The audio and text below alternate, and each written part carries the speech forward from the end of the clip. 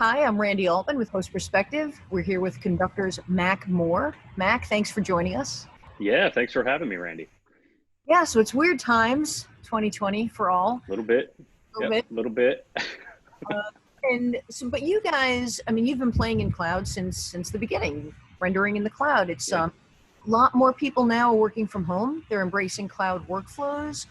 How has that affected your business plan, your business model, all of the above? Yeah, it's been active to say the least. I think as you and I have spoken over the years, we've spent a lot of time and energy evangelizing the benefits of cloud. The work anywhere mentality, the render anywhere mentality.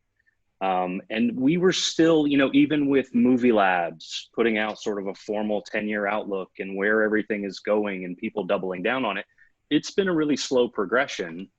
And then you hit March and everybody goes home and everybody still has some post-production in flight and everybody wonders how they're going to staff that. And they're relocating artist workstations to people's houses and the world just kind of turns on its head.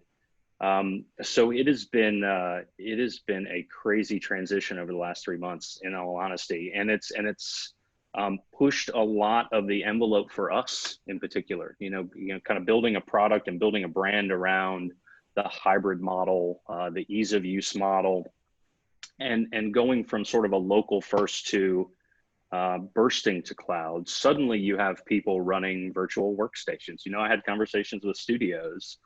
4 or 5 months ago that were looking at how to implement Conductor in their local environment and access their local POSIX file systems and get things up to the cloud. And then I'm having those same conversations with that studio.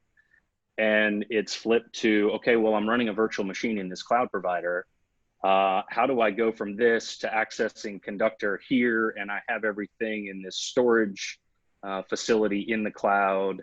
Can you access that and do things? And so it's just really been a massive acceleration to a cloud first strategy. So, and I think we've really tried to accelerate accommodations for where that puts us 3 to 6 months from now. And you've seen sort of a deterministic effort to kind of address those changing business models, which has been challenging, but it's been a lot of fun when we're not having a lot of fun much these days. Well, you guys have a new product coming out or an upgrade to a product. Can you talk about that a bit? Yeah, we have a few things, necessity breeds invention for sure. And as people are moving to cloud, especially larger studios, those larger studios have these sort of pre-baked relationships with cloud providers, as you will. And Conductor was always sitting on the side as a managed service and kind of in a peaceful coexistence of, well, if you needed to burst into cloud, we could offload that, but they had these relationships with these cloud providers. Well, the ask was always from these larger studios, is there a way to take the magic that is Conductor, which is really about scale? We can do hundreds of thousands of cores simultaneously, for a given project within a given studio and scale that out to many studios. That orchestration magic that makes that scale cost efficient, I think has always been a struggle. Especially as people onboard into cloud, you have to worry about file serving and how long do you need that high performance file server versus, inexpensive storage. How do you auto scale to many virtual machines and run simultaneous renders? How much scale do you need? And so all that's been really difficult, but we've had this peaceful coexistence with large studios having their own cloud infrastructure and sort of treating Conductor as a sort of a must-have in these final shakes where they don't have enough horsepower.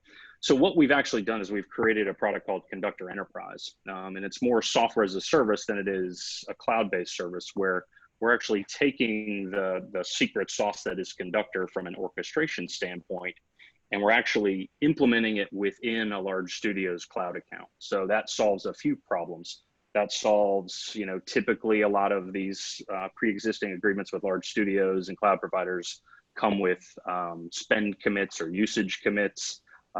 Those get satisfied when you essentially plop what is Conductor Enterprise into that large studio. What it also does is it keeps everything within, typically you have a large studio, you have a virtual private cloud that cloud provider has set up for them.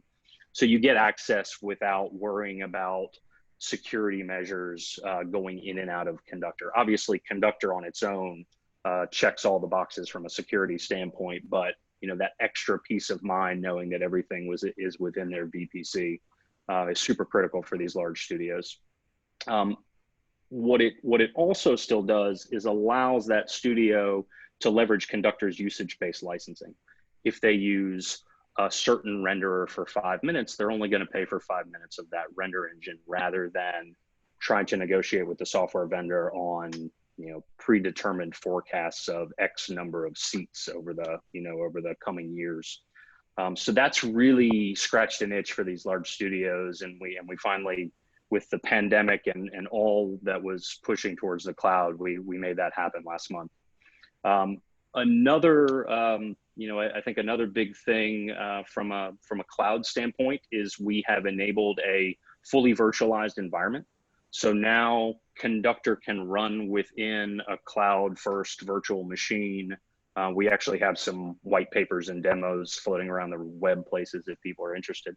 But imagine you're in a virtual machine, you're working in some Teradici access point of some fashion, and you're creating that art, but now you need to render. Now Conductor has the ability within that virtual machine. Let's say you're on GCP, you're in a VM, and you need to access more VMs within GCP or AWS, only temporarily. And so rather than having an artist try and figure out how they render and spin up multiple VMs, now they can simply access Conductor from a cloud-first approach, access files from cloud storage, object storage, S3, what have you, and then simply allow Conductor to manage all the orchestration on your behalf. So all that from a cloud-first standpoint.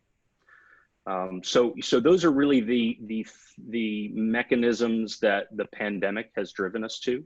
The other big, I would say, I'm always interested in expanding the ecosystem, right? You need as many DCCs and renderers as possible. And the one request that we've been having at length from a number of studios over the past few years has been Cinema 4D and Redshift. Cinema 4D and Redshift.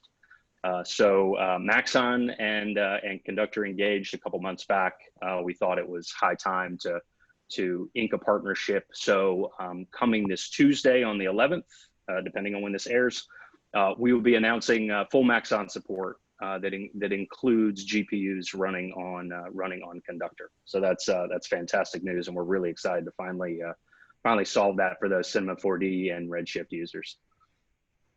Fantastic. Before I let you go, if we could just talk about the user experience. What do they have to do to get to your product, and especially with virtual workstations? Because I know in the larger scale, licensing is an issue with virtual workstations. So how does it work with you guys?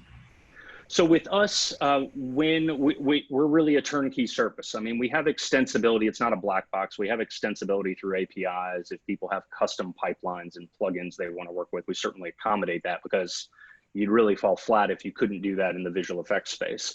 But we really try and be as turnkey as possible. So once someone signs up for an account, they download those plugins that integrate to Maya, to Clarice, to now Cinema 4D. They would simply log in remotely on their VM to their Conductor account, open up that DCC of choice in the VM, and it's as simple as clicking the go button within that plugin. We automatically scrape that project to make sure what scene dependencies we have. We look for those references. If you have a mapped drive going to some cloud storage or what have you, we pull all those files in, put them in the high performance file servers that we spin up. And we go from, in the case of cloud to cloud, we go from the virtual machine that may be running somewhere in the UK, spinning up wherever there's region availability worldwide on either AWS or GCP. So it's really as simple as that. Fantastic. Mac, thank you so much for taking the time and telling us about your news. And where can people go to find out more about your company? Conductortech.com.